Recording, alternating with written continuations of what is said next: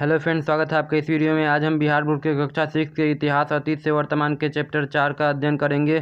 Chapter 3 का question answer वाला video और नोट्स वाला वीडियो पहले ही डाल दिया गया है, उसका लिंक हम डिस्क्रिप्शन आई बटन में दे देंगे, जाकर के देख लीजिएगा। इस वीडियो का पहला टॉपिक है खेती की शुरुआत कब हुआ और कैसे हुआ।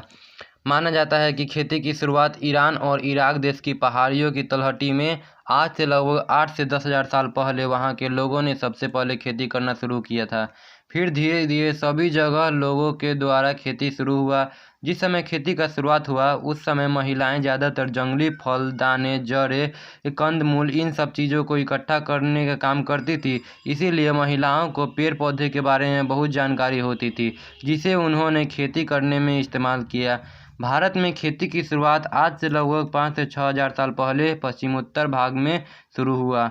एक मान्यता के अनुसार यह माना जाता है कि मध्य एशिया के क्षेत्र में रहने वाले शिकारियों के एक समूह ने दूसरे समूह को खदेड़ दिया हो, जिससे आदिवासी मानव दूसरे इलाके में चले गए जहां पर उन्हें उस तरह के खाना नहीं मिला जो उन्हें खाने का आदत था। तो उन्होंने अपने साथ जो कुछ भी दाना लाए थे वे जमीन में डाल दिया और उससे समय समय पर पानी डाला, और जब पौधे में फल पक कर तैयार हो गए तो उन्हें काट कर उनका उपयोग किया। इसी तरह खेती का शुरुआत हुआ। जब खेती का शुरुआत हुआ तो आदिवासी लोग जो घूम घूम कर जीवन बिताते थे, वे फसल की देखरेख के लिए एक जगह पर स्थायी रूप से रहना शुरू किए, जिससे धीरे धीरे आरंभिक गांव बसने लगे और वे लोग झोपड़ी के घर बनाकर रहना शुरू किए और अनाज को भंडारण के लिए मिट्टी के बर्तन बनाना शुरू किए और उसी में खाना बनाकर खाने लगे। अगला टॉपिक है पशुपालन की शुरुआत कैसे हुई। जिस समय खेती की शुरुआत हुई लगभग उसी समय पशुपालन भी शुरू हुआ। पशुपालन का काम सबसे पहले शिकारी लोगों ने शुरू किया। जब शिकारी लोग पशु का शिकार करने जाते थे तो उसके साथ छोटे छोटे बच्चे भी रहते थे, जिसे वे लोग पकड़ कर अपने साथ लाते थे और उसे अपने साथ रखते थे ताकि बड़े होने पर उससे ज़्यादा मांस मिले। इसी तरह से शिकारी लोग पशुपालन शुरू किया। पशु को पालते समय वे लोग कुछ बातों का ख्याल रखते थे कि ऐसे पशु को पालतू बनाया जाए जिसका भोजन आसानी से मिल सके, वह हिंसक न हो, उससे किसी प्रकार का नुकसान न हो, उसे अपने साथ इधर उधर ले जा सके और शिकार खोजने में और भोजन ढूंढने में उससे हमारी मदद मिले। इसीलिए उन्होंने सबसे पहले कुत्ता को पालतू बनाया और फिर भेड़ बकरी को पालतू बनाया। पशु को पालने से उन्हें कई तरह के लाभ भी मिलने लगे, जैसे पशु से खेती के काम भी कराने लगे। पशु को वाहक के रूप में एक जगह से दूसरे जगह जाने में, बोझ ढोने के काम में काफ़ी मदद मिली। पशु उन लोगों के लिए चलते फिरते खाद्य भंडार थे, जिससे उन्हें दूध, अंडा, मांस आदि मिलने लगे थे। इसी तरह से पशुपालन का शुरुआत हुआ। अगला टॉपिक है नवपाषाण युग बदलावों का काल। नवपाषाण युग मानव के जीवन के विकास का वह समय था जब पहली बार शिकारी लोगों ने पशुपालन एवं अनाज उत्पादन शुरू किया। इसी समय आरंभिक गांव बसने लगे और एक सामाजिक संगठन का विकास हुआ। इस समय भी लोग पत्थर का औजार ही इस्तेमाल करते थे, लेकिन वे औजार पहले के औजार से आकार में छोटे और मजबूत और ज़्यादा धारदार होते थे। इस समय के लोग वस्त्र पहनना शुरू कर दिए थे और उनके मरने के बाद उनका अंतिम संस्कार भी होने लगा था। इस युग के लोगों का जीवन स्थायी और सभ्य बन गया था। अगला है पुरातत्वविदों को भारत में पश्चिमोत्तर क्षेत्र में नवपाषाण कालीन कृषक और पशुपालकों के साक्ष्य मिले हैं।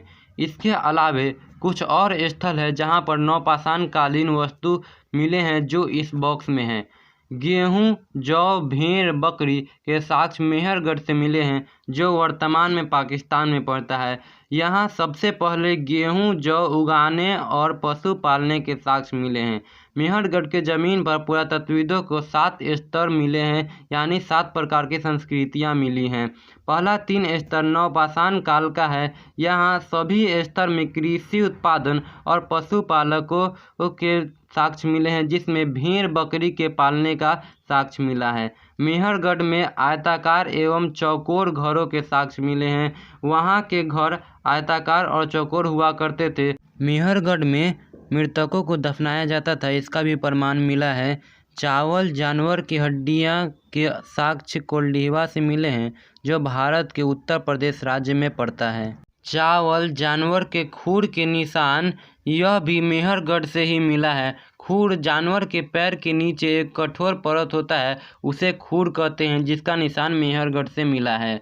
गेहूं दलहन फसल जिसमें दाल और चना आता है तथा कुत्ता भेड़ बकरी के साक्ष्य बुर्ज होम जो कश्मीर में है वहाँ से मिला है। बुर्ज होम के लोग गड्ढे खोद के उसमें नीचे घर बनाते थे और उसी में रहते थे, जिन्हें गर्तवास कहा जाता है।